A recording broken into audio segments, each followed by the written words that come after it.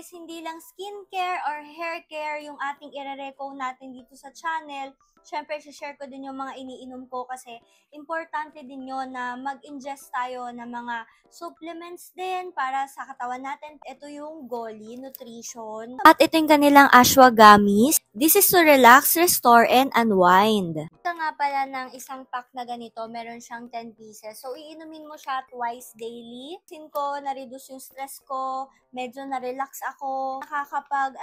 Promote siya ng sleep. Tulog ko, nagiging maayos na siya.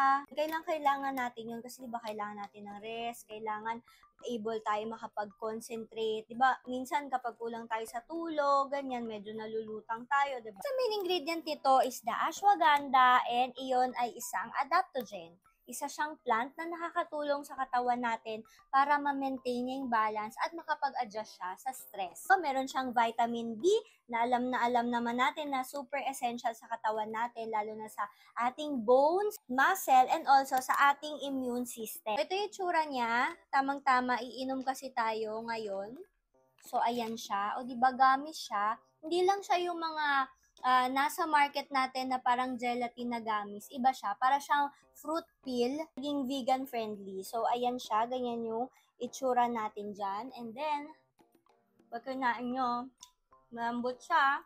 Masarap siya. So, tandaan nyo, twice a day ang inumin nyo nito.